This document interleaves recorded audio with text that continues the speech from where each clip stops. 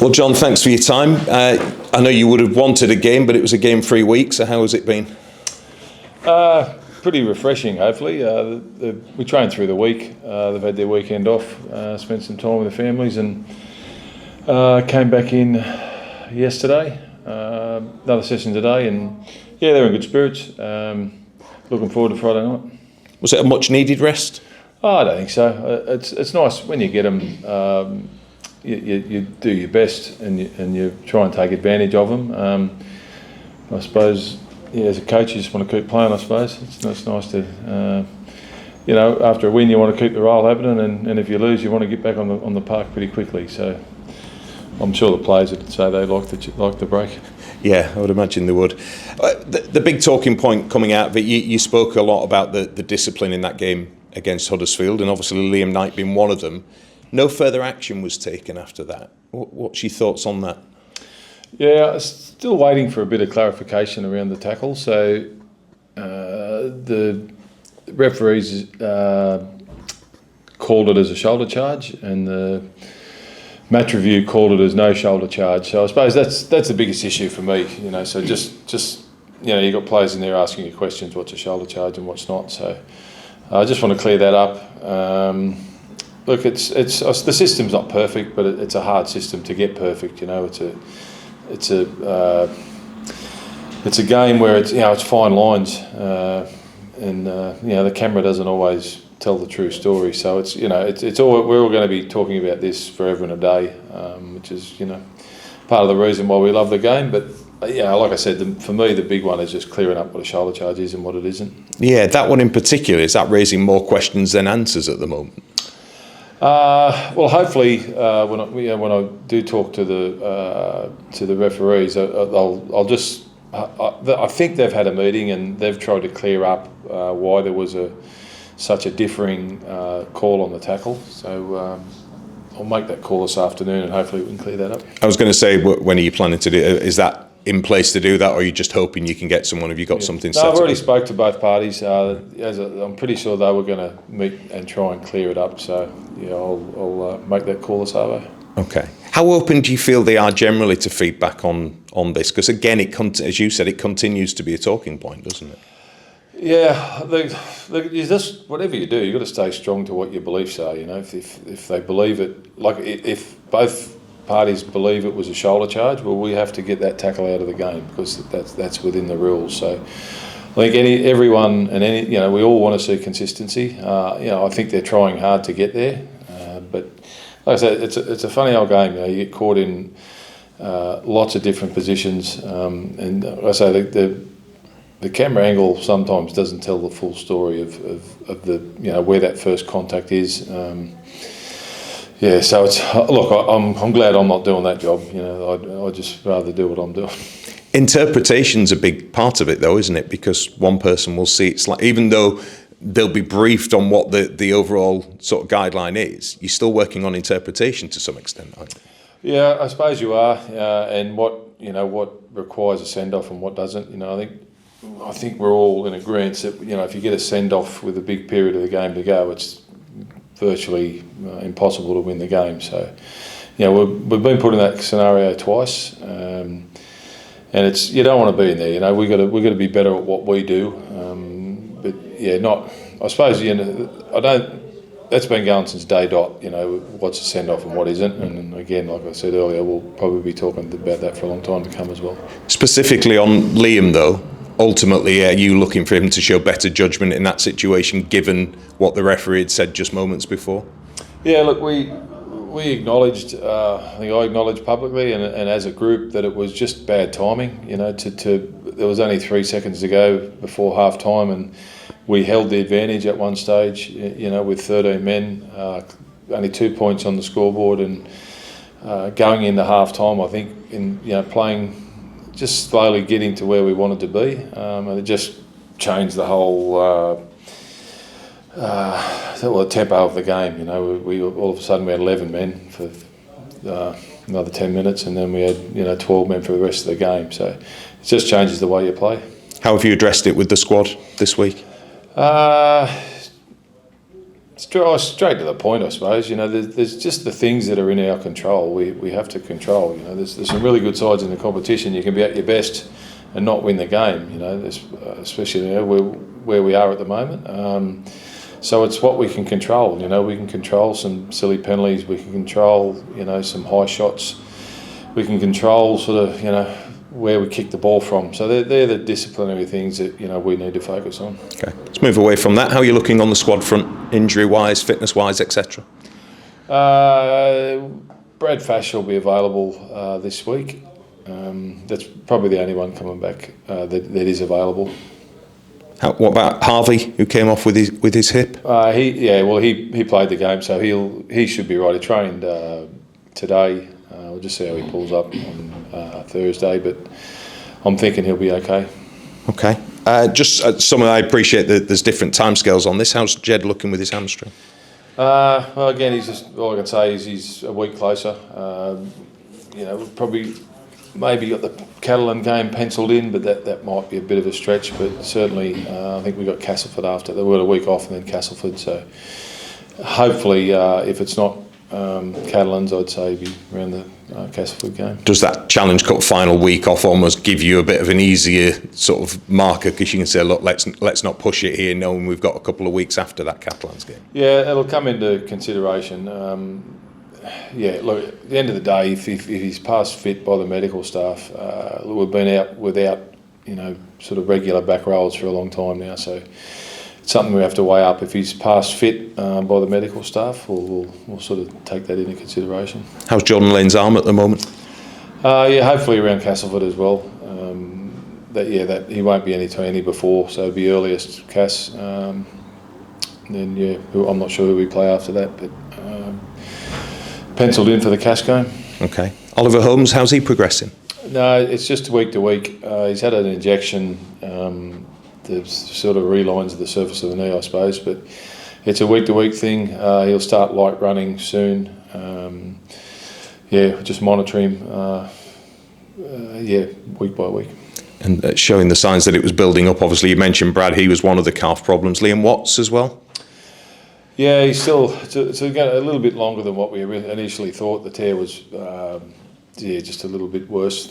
So he's slowly, I think next week he'll start a bit of light running, and normally there's sort of 2 or 3 weeks after that, so just got to get some miles back in his legs. It's just, you know, just going through a trot there at the moment. They'll all be back reasonably close together. Hopefully if we can stay healthy up until then, we'll have a full squad to pick from. Herman obviously passed his HIA at Magic, so there was no issue at the time. Any issues after the fact? No, he's fine. Okay. Good stuff on that one. Anyone back into contention? Anyone that comes into your thoughts for this week? Not really. Like I said, we've only really got Brad Fash back, so we'll name the squad. I'll sit down with the coach a bit later. We'll name the squad, but I wouldn't envisage there'd be too many changes. Okay. How do you feel the squad as a whole are handling the injury situation? Like I said, it's starting to mount up a bit. You've had to shift and move a few people around. How do you feel they're adapting to it? Yeah, look, they're competing very hard. There was sort of we didn't play well to what we consider playing well, you know, within the 4 walls here against Huddersfield. It's probably the first week I've been really, really disappointed with what we turned up with. But, you know, having said that, we were able to stay on the scoreboard, you know, with 12 men for that whole second half, and we've won games similar early in the year. You know, I've said all along that we haven't sort of put anyone away on the scoreboard by any stretch. You know, we've won a lot of close games, and the fact is you don't win every game closely. You're going to lose one sooner or later, and that was Huddersfield on the weekend. Does this show the mettle of a side when you're having a bit of adversity like that? Yeah, I think there's definitely mettle there. You know, but that's, you know, we want to be better than that. You know, we want to be a consistent football team. We had a really tough run there for a while, playing, you know, I think we had Wigan 3 times and we had KR twice, and confidence is a funny thing, you know. You can talk about it all you like, you get confidence from actually going out and doing, you know, and we're on the wrong end of the scoreboard for 5 of those games, so probably dented our confidence a little bit, but you know, a week away, some good experienced senior players in the squad, you know, it won't affect them too much. We just got to it'll all, a tough game this week against a side that's going really well. It's a good opportunity for us. How do you feel they've responded to that confidence being challenged and tested then? Yeah, like I said, we competed in the game against Huddersfield, but yeah, we do. We need to be better than that. It was a game that we penciled in as one we should be winning, and it got away from us. So it's the week off for the players has probably come at a pretty good time. Like I said, there's a lot of experienced boys in there, and I expect them to lead the way when we get back onto the field. When you have a positive start the way you do, and particularly coming off the back of seasons that this team have had previously prior to you, this then becomes one of those tests for you and the team, doesn't it? It's like, right, what is that response now? How do you, again, get back to what you started with? Yeah, well, it's we probably didn't look at results too much when we started. It was more about getting our game to everyone understanding their role within the team, competing hard on every play, and results tend to look after themselves. Maybe we start to read the papers a bit and get a bit carried away, but the fact was that we'd only ever won close games, which is a good sign of our mettle. A lot of those games is a lot of improvement for us football wise, and just the last 2 weeks, just some errors and discipline problems that have arose. Hopefully we've addressed that. What are the players saying to you when you've spoken to them? Like you can present. There's that many sort of stats and facts around footy these days. They're aware of everything that happens pretty well straight after the game. You throw the floor open to some discussion, and they're always thinking. Well, 9 times out of 10, they're thinking along the same lines as the coaches. So, we've had 2 good weeks to address that. But the proof will be come Friday night. How much easier does that make your job then, knowing you can put that trust in them, and they're almost self-managing at times with things like that? Yeah, it is good. They're thinking along the same lines as the coaches, which is good. They're buying into what we're trying to, how we're trying to develop the team and get to where we want to be. And all we want to be is just consistent week in, week out. Somewhere, a game where the fans can walk in knowing that the side's going to have a crack for them. A bit of polish on the end of it would be great. Speaking of you as a coach and the players, and specifically one who keeps rightly getting his props, is Herman Esse. What's he like to coach? Look, he's never misses a minute. He plays big minutes on the field, and he doesn't like sort of coming off. I think he likes to play longer, but I think for the betterment of the team, we limit to what he's doing at the moment. Look, he's a quiet, humble sort of fella. He doesn't say a lot. He just goes about and gets his work done. So, look, you don't see many front rowers be able to score the tries the way he does. And I think he's at a stage of his career where we can even get more out of him. We can make him better. So it's he can sort of make himself better. I think probably the best is yet to come for him. You almost read my mind with that. My follow-up was going to be, how much more is there still to come from him? By just being more consistent. I think physically we can keep working on him and get him ready for longer minutes. The longer he can play at that level that he does at the moment, it's going to be hard for opposition to handle him. Has anything surprised you about him at all with what you've seen from him this season? Look, I knew he was a good player. He had a couple of really good seasons in the NRL, and he's at a good age. So he's not, he's a lot of front rowers, especially with the limited game time they play now. They're playing sort of between 40 and 50 minutes a game. So he's at the peak of his powers, I would say. That's to say, I think there's plenty of improvement in him. What do you see as the biggest challenges in this Leeds game? They're a tough team. It's going to be a really good atmosphere out there. I dare say it'll be close to a full house, and they're playing really well. They're not. Even the games they've lost, they've competed. They've beat some of the better teams. They've pushed KR all the way. They beat Wigan.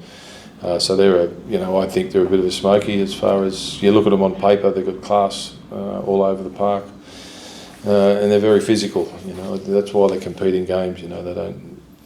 Looks like they compete on every play, so they make themselves hard to beat. Yeah. Anything surprised you with them? Not really. You look at them on paper, and they're a really well credentialed team. So Brad hasn't been there all that long. He's getting the best out of them defensively, and Now they're starting to score some points as well. So I'd say their best days are in front of them as well. Because a club with great expectations on them, based on reputation and history and everything else, but with that comes a great pressure that they have to live up to as well, doesn't it?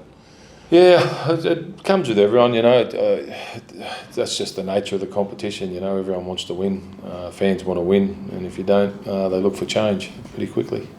Someone who's well known around these parts is Jake Connor. What do you make of him? Yeah, I think he's made a big difference to them with his attacking flair. I think, like I said, they've really worked hard defensively. You can see that, but they're starting to. A lot of the tries he's been around. He's probably their. I suppose you call him their joker. He supplies that bit of X factor for them in and around that. That tough grinding mentality, and players like that they make a difference. You got to be on your game, or if they have a night out, you basically don't win the game. And on top of that, going back to the conversations we've had about discipline in your side, he seems to relish being the irritant, I suppose, for want of a better expression. Do you have to make sure your players don't buy into some of that? Yeah, we can't. It's made pretty clear this week that we're squeaky clean. We're only going to be talking to each other, getting our game on. We can't let outside sort of, like I said, things that are out of our control what we do. So I'll be very sort of watching that very closely. Given his connections to across the city as well, I know it's difficult to sometimes praise a player like this, but Ryan Hall, how impressive is he still doing what he's doing at that age? Yeah, it's funny, experience makes you better, so he's very experienced now. He's played a lot of football here, he's had test matches, he's had a year in the NRL. He's come back here and he's continued to do what he does. He's very hard to stop wherever he gets the ball on the field, so really important that we sort of give it to him where we want to give it to him. But when he gets up near the try line, he gets one-on-one with his winger, he's certainly hard to stop. Yeah, stopping him's maybe the hardest thing to do. How do you contain someone like that? Yeah, like I just said, just give it to him where you want him to get it, and just cut down his time inside that 5 metre zone. He drags blokes across the line, so try and sort of give him the ball where we want to give it to him. Yeah, you said about the atmosphere there as well. Have you got plenty of experience in your side where that doesn't become an issue and they shouldn't be fazed by it? I think it's fun. I think it's great playing on whether it's home or away. I think the players don't want to play in front of empty stadiums. They want to play in full stadiums. If you're playing well and you're doing the right thing, we can either make their fans quiet, or if that's happening, our fans will make themselves known. And you want to win every game, but given your recent results, what would a win do? I win every week. It's just you work so hard to get one. That's why you see the elation of the players when they get one. So it's no different this week. I said we've got a reasonable start under our belt, but still very early. I still feel if we can get some competition for places back into the team, that's when we'll start to improve. Cheers, John. Hi, John. Reserves played last Friday night. Charlie Robson, a lad from Rugby Union, got a run out. What did you make of him, please? Yeah, look, he's decided to go back to London, Charlie. He was keen to have a game of rugby league. We had a game on. We gave him the opportunity. He went okay. Very green with rugby league, but he's decided to head back to London. He was sent off in that game, as was Kobe Wainhouse. Was it a little bit of pushing and shoving? Is that a bit harsh for a red card? Yeah, I'd left before the end of the game, so I didn't see exactly what happened. But from all reports, it was. There was. I don't think there was any cases to answer. Matty Laidlaw, Will Gardner, both played on dual edge. They're both out of contract this year. So how important is it for them now to put themselves in the shop window, if you like, whether it's here or elsewhere for the future? Yeah, like whenever you're off contract, that's your time where you've got to be playing your best footy, and they're doing a good job. They went to Doncaster on the weekend and they knocked over the leaders in Halifax, and they were both really good at what they did. Look, we've got a few middles available. Like I said, I don't think there'll be major changes to the team this week, but those boys have had a couple of games there now, and they're knocking on the door. Obviously, Matty stepped into Super League a couple of weeks back against Wigan. What did you make of him that day?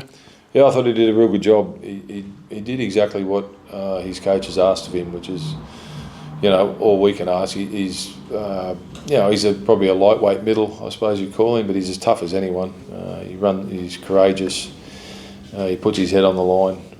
I spoke to him after the game. If he just keep continuing those performances, whenever he gets a chance, he's going to be knocking on the door. Elsewhere, there's a couple more out of contract. Obviously, like Jack Ashworth mentioned a couple of weeks back, Tom Briscoe, Zach Jebson, Kobe Wainhouse as well. Is there any light to come on those futures in the coming weeks? Just ongoing, mate. It's like anything. It's a bit of a wait and see. We've got to, there's things hanging around the quota situation. That affects your salary cap. So it's unfortunately until we get a real clear ruling on what's happening with the quota situation, it's hard to go and recruit without knowing what you can spend. I mean, that meeting was 2 weeks ago, so still awaiting some clarity on what you actually can do for next year. Then. Yeah, haven't heard back. And you can't go and spend your cap or sign a quota player when you don't know if that's available. So until we get clarification on that, everything sort of has to slow down. Looking ahead to Leeds on Friday, obviously you've mentioned discipline, but it's not just in terms of card, incidents that we're talking about here. It's discipline every aspect, from what you start to do with the ball to where you turn it over. So how can you get better in those aspects this week? Like, what have you been focusing on in training? Just exactly that, mate. It's like no one goes out there to make mistakes. Whether it's concentration or whether it was preparation, we've addressed both those issues. We've trained today as good as I've seen us train. We're very efficient with the ball. We did everything we spoke about. So that's the frustrating thing about playing and coaching football, I suppose. It's that pressure of that game when it's on, being able to perform what you practice, becomes paramount. So we've had good week last week, good week this week. So we're as prepared as we can be. Hi John, just a couple from me. Obviously you'll have had plenty of experience coming up against Brad Arthur in the NRL. Does that help this week? Oh, not really. He's got different players, and he's got. Brad plays a tough style of footy, which you have to do if you want to be successful at this level. But like I say, he's got different players. We've got different players. But I know his teams are always really well prepared and play tough. Brad's one of the people that have been linked to the Perth Bears job, along with Sam Burgess, I think Willie Peters as well. Obviously, from your own experience of taking over at Gold Coast Titans, how difficult is it to manage that new franchise? It depends. They should. I think they get a 12-month lead in, which I don't think they're going to give them any more time than that. If you've got that 12 months, that's sort of plenty of time to prepare yourself and prepare your roster. Your roster is going to depend on who's coming off contract, So that's the big thing. I'm sure there's people in high situations over there that are looking now and talking to managers. Now they've got the all clear about filling those, those really important spots on your roster. But so the only limitation you have, is who's actually available to go out and buy. I think it's the budget won't be a problem, money won't be a problem, lifestyle won't be a problem. They've got there's a lot of good reasons to go over there and play. It's just about who they can, who comes off at the time. Any tips for anyone who might be looking at that job? No, it's good. It's a lot of fun. It's the best fun you'll ever have. It's a bit like Moneyball. There's no game at the end of the week. You just sit back and watch games and try and sign the best players you possibly can and juggle it around. And the pressure don't come till that first ball gets kicked. Just last one. I just want to ask about David Litton. Obviously, he started the season in the injury room. Just how pleased have you been the way he's settled into the team? Yeah, it's a real good story actually. His attitude has never wavered right through. He had that operation late and was out for he's probably in rehab for a good 4 or 5 months, and opportunity came along and he's grabbed it. He's a competitor. He's full of energy. He's a sort of bloke that you like playing with. So, and he hasn't stepped sort of back one little bit. He's every week, no matter what happens, he deals with what areas he can get better, and he just he brings what he brings, which is like I say, it's infectious for us. Hi John. You've experienced winter conditions so far this season, early spring, and we're getting an early summer by the look of it as well. Does that make it difficult in terms of preparation for games and squad selection, because the grounds are hardening up? Yeah, well, training-wise, we haven't been able to get onto the ground at the moment because it is too hard, the one up the back there. So sort of decided that the 4G is the most consistent surface that we can use.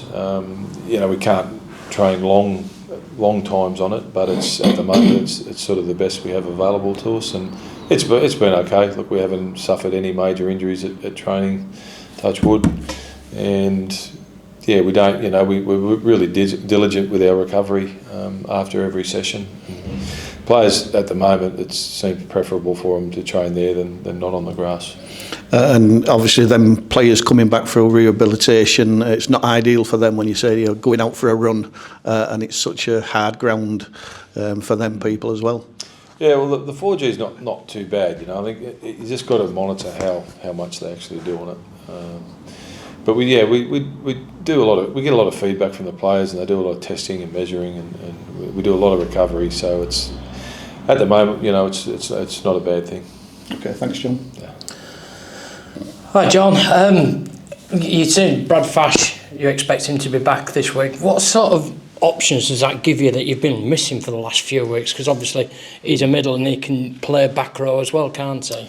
Yeah, well, Jack Ashworth's been doing that role, and he's made not a bad fist of it, Jack, when he's gone to the edge. So yeah, we just got to weigh up. We'll meet as coaches and we'll weigh up, the best 17 that we've got, and we'll be ready. We'll name that to the boys on Thursday. But yeah, it just adds depth to our squad, mate. And obviously it would maybe free up somebody like an Ed Chamberlain or a Zach Hardacre to go back to centre. Is that how important is that to have that? Yeah, well, I'm pretty happy with the centres at the moment. I think we just spoke about Davey Litton, and Jordan Rapana's. He's someone that you just when he's fit, he's in the team. So we need him back just to create competition for places, and when you get competition for places, that's when your level of your performance goes up. And going back a few weeks at Warrington, you scored 5 tries in one half of rugby. In the last couple of games, you haven't managed to score 5 tries in the entirety of 2 games. Is that a concern? Is there maybe a lack of a cutting edge because of the injuries that have?